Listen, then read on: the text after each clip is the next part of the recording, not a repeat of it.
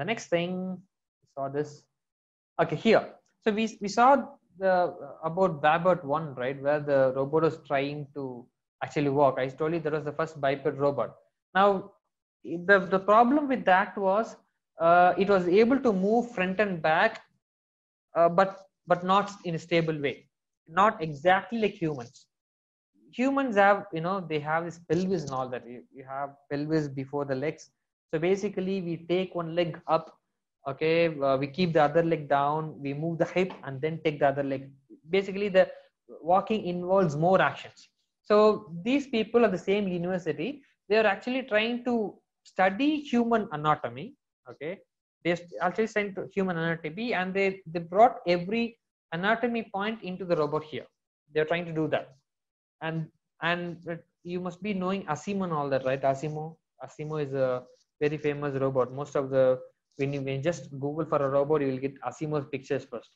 So Asimo was actually inspired from this, because Asimo's main target in the beginning was to actually walk like human. They were actually wanted to create a robot which walks like humans. So this was inspiring Asimo, and 20 years after this they created it, almost 15 years back. Okay, now after this, okay, next is Asimo. It's there already. Okay, so Asimo, it came out in 2000. Actually, the work started 20 years back. Even in 1980s, Honda was working on robotics from 1980s. But until 2000, they were like silent. Okay, they released a few robots out, but still they were not prominent. They didn't reach people much. But in 2000, they released Asimo, and you know how it went viral. Asimo is the first, actually, to be frank, when someone says robot, people's mind will come to Asimo first. Even now Asimo is the reason why I have given here like 2000 to till present is Asimo is being developed even now. The brand is there.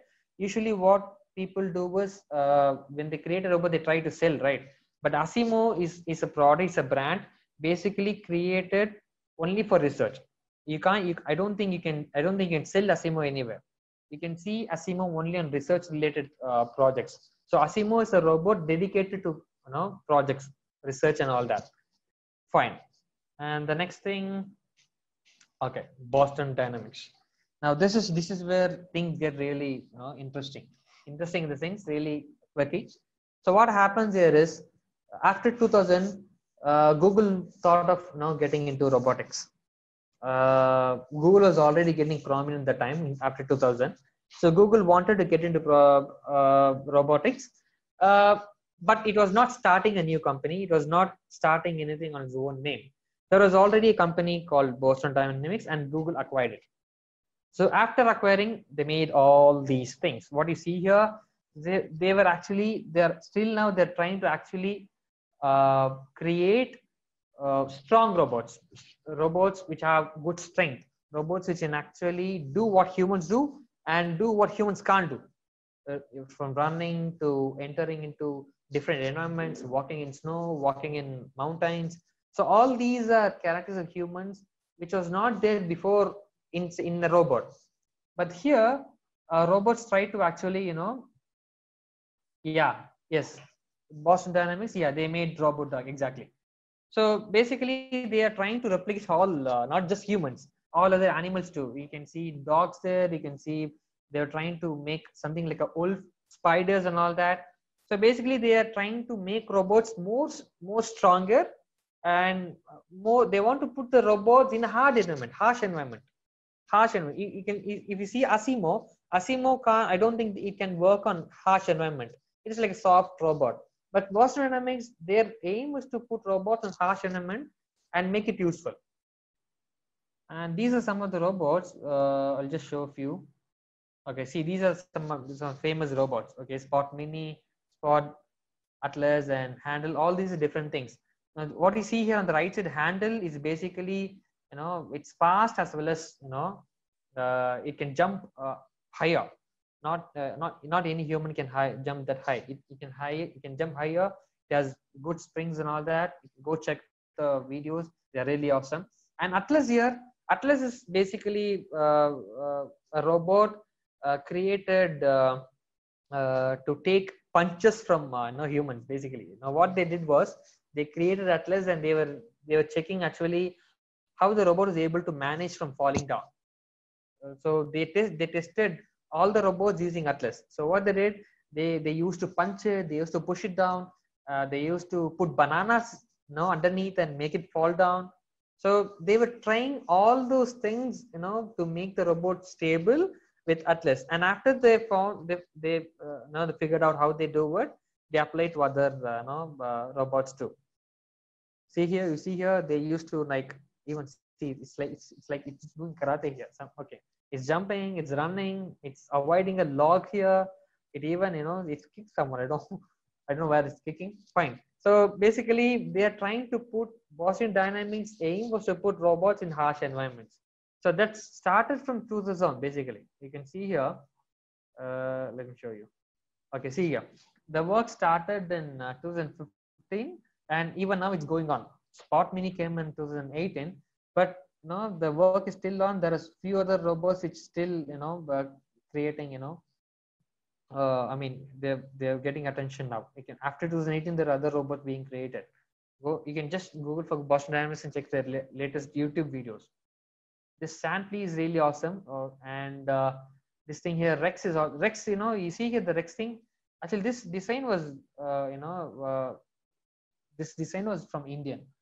Okay, he made this design. It was really one of the most efficient designs.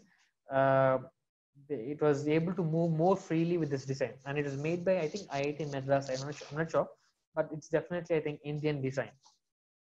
The next thing I want to show you is iCub. Now before this, robots are actually they were actually told to do something. Okay, they were programmed explicitly. Machine learning came into prominence like 10 years back, right? We hear machine learning more in most other places now. So when it started in around 2010, what people thought, especially these iCub people, what they thought, why don't we put the learning capabilities of humans into a robot? Okay, not just tell robot what to do. It's basically like teaching a robot to learn like human. Okay, so what they did, they actually programmed it in a way like how it can learn like a baby. So basically what they used to do is how they used to train this iCub thing is they used to show this has a vision. So they used to show a ball and say it's a ball, and it memorizes it.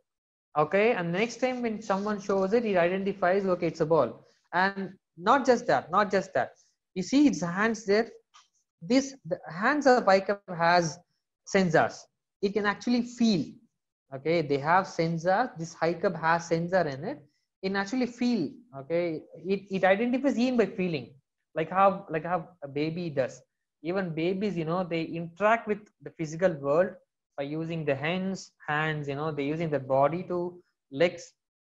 Okay, so just like that, they made this robot to interact with the physical world using as much sensors as possible. They put sensors in the hand, legs, even body, and vision. So this robot was actually developed like a baby. Even they used to teach only one word at a time.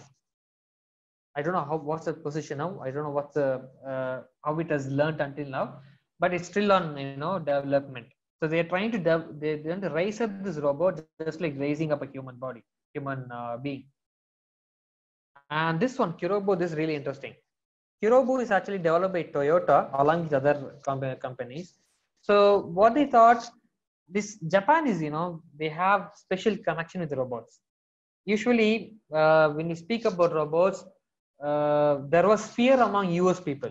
The reason why, even though there was good improvements in robotic inventions in US, in 1980s and 2000s, the inventions were not more. Japan was actually developing more, but the inventions in US was not more. One of the reasons why the inventions in US and other countries stopped is people started to fear robots. because those times the movies were like, you must have seen Terminator movies, you must have seen. So people were actually started to look at robots like enemies. So inventions actually stopped the time.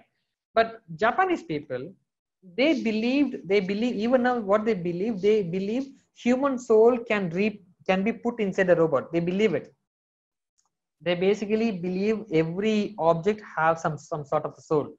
So they have good connection. They have what emotional connection with the robots. So this robot was basically made on that intention. They wanted to make sure the astronauts on the space station, on the rockets and all that, they don't want them to feel alone, okay, feel lonely. So they made this Japanese robot. They made this robot which can actually interact with them, in a very nice way. It can they want it to be companion, okay, companion to the space astronauts. They even taught it the space related commands, like different instructions on how to operate satellites and all that. And so this is basically the robots in Japanese space astronauts. They have this with them now. They basically spend years with them. It used to float along with them on the space, and they used to communicate with it. They take selfies and all that. There are so many videos available for that. So go check it out. This is really a good one. You should check out. And this is a very common one. I mean, a very famous one. Sophia. So this robot is considered to be the first social robot. Social robot in the sense it was able to interact with people with more of intelligence compared to the previous previous robots. This robot has considered to be have more intelligence. So artificial intelligence, okay, was given prime importance, not for the movement and all that. You can see the robot had not much movement, but basically it's all about thinking. It's all about how to get information and communicate with people. That's why it's called a social robot. So basically the aim is to make this robot communicate like any other human. Okay, if someone comes and speaks to it, okay, it should be able to answer in a way any human will answer. So that's what they wanted to do, and they created this, and it was okay. It was good success. It traveled around the world. It even got citizenship in a country, and it even came to India. Okay, so all this happened with the Sophia. Now, after Sophia, there was another. Okay, let me show you this. So Valkyrie, NASA. Now, all this time, we have been seeing robots, how the robots can be used to be used in this world, right? This world. But NASA went ahead. Okay, they wanted to create a robot which actually can help humans in Mars or in Moon in harsh environments. So they have created Valkyrie. It's still under development. It's not yet released. They want to send this Valkyrie robot to Mars basically. So in Mars, they're planning to build all these homes, right? They want to build home in Mars and all that. So basically, what they want to do is they want to send this robot to Mars and help other robots to building the homes. So this is the one. This one, Erica. Now this Erica is similar to Sophie, but this is considered to be this is intended to be more like human in appearance way. Okay, you can see Sophia had this all mechanics in the head. Does not actually good at looking. So what this Japanese guy did, I don't remember his name. So he wanted to make a robot which really looks beautiful, which really looks more human.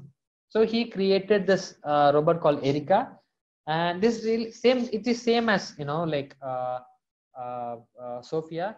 Even recently, this robot has got a role in Hollywood movie. I don't know which movie we'll be seeing, or already I don't know if it has come to in a movie or not, but it has got a role in a movie now, Hollywood movie. Let's see whether we see this in a movie or not. And self-driving cars. See, people don't consider cars as robots, right? But even now, when we start robotics learning, we make simple cars with wheels and all that. Basically, cars are robots. Okay, especially now with all these self-driving cars, you should call them robots now. They take you to places. Okay, they help you when basically going anywhere.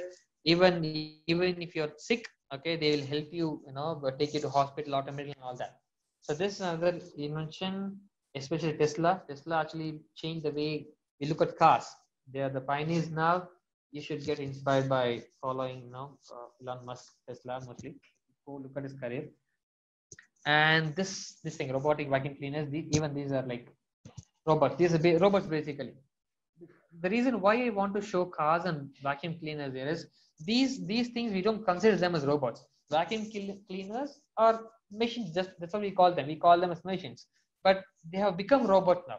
Similarly, cars are like vehicles. We just call them as vehicles, but now the vehicles have become robots because they have other intelligence now. They can do more stuff than just driving. So even they come under the category of robotics now. So that is and this is the final one, space robots. So just like Valkyrie, these are robots being built by NASA and other space agencies. They help in exploring Mars and doing other stuff in space.